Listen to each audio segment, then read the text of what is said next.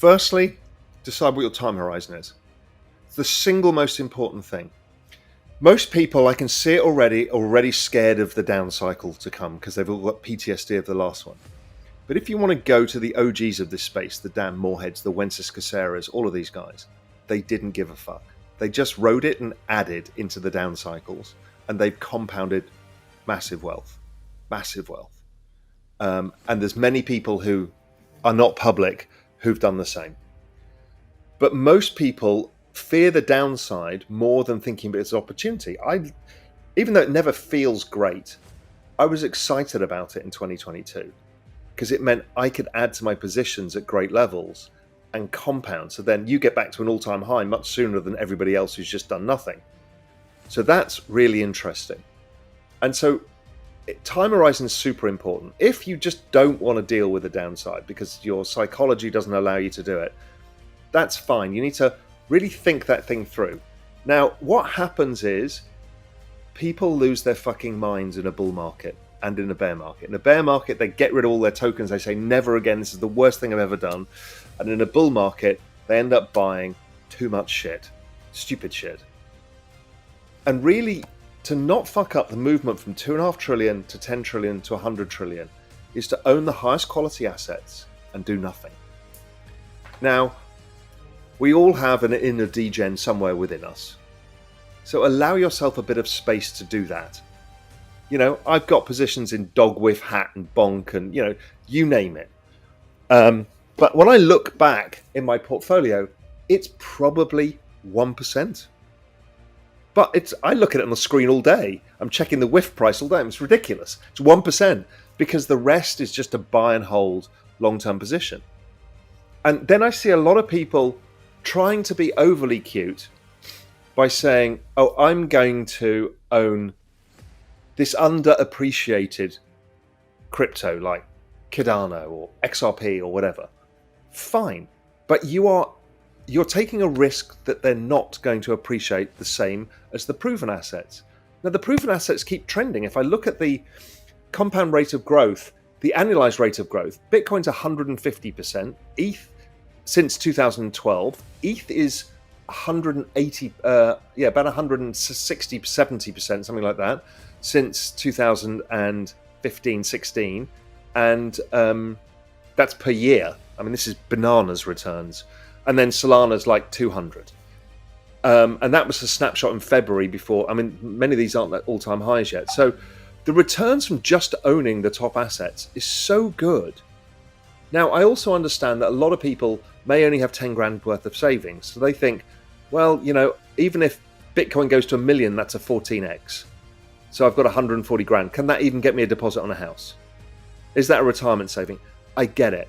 So people really want to take more risk, but just do it intelligently.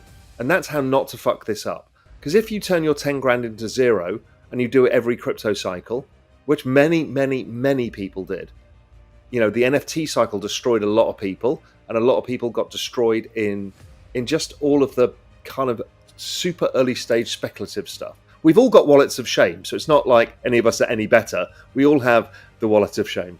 And don't use leverage as the other one. That's the other thing that people tend to do is they love getting a yield. I don't see the point. So yields have risk. They come with a risk. Even staking yields, it often means if you're not liquid staking, you've locked it up. If it's liquid staking, there's the risk of the platform, of Lido or whoever else going under, or something happening, right? Something unexpected. And in crypto, something unexpected always happens. Having leverage on a 70% volatility asset class is a very, very dangerous thing. Most likely, you will lose control of your coins. Your one job is not to lose control of your coins. That's why storage is super important. Your one job is not let go of your coins. Keep it for that 5 or 10 year bet, and your future self will thank you forever for doing it.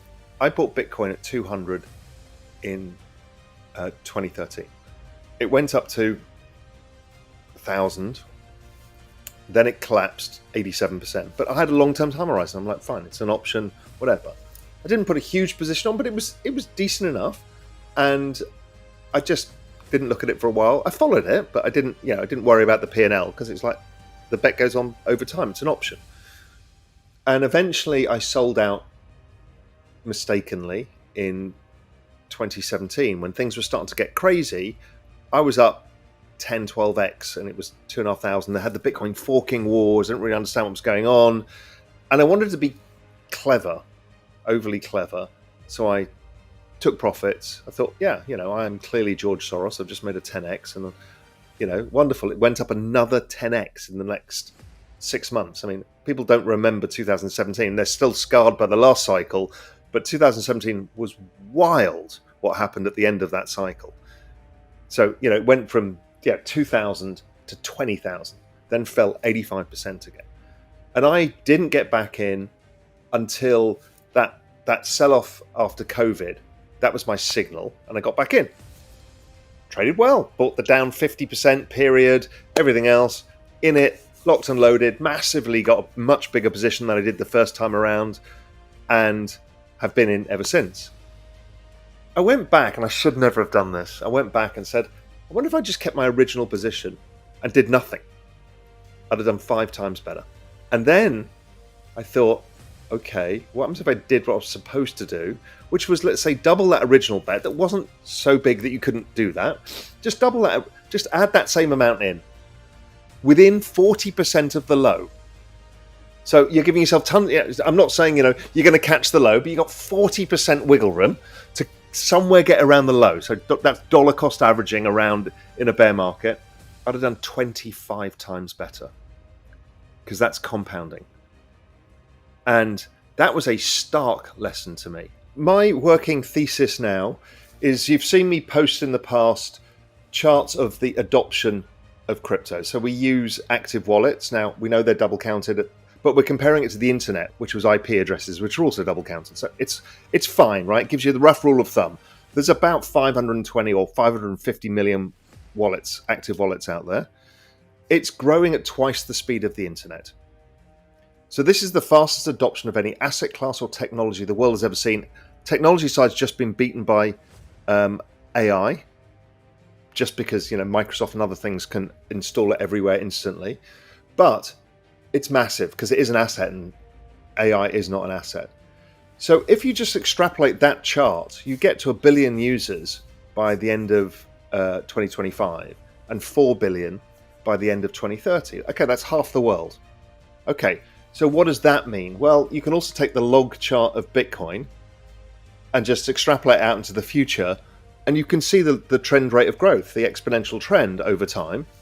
So it gets to somewhere like $1 million, and what happens is the space goes from 2.5 trillion, where it is today, to, let's say at the end of this cycle, 10 trillion, maybe 12, maybe 15, depending what the cycle's like, and then on to 100 trillion, which is the size of most of the other asset classes like equities.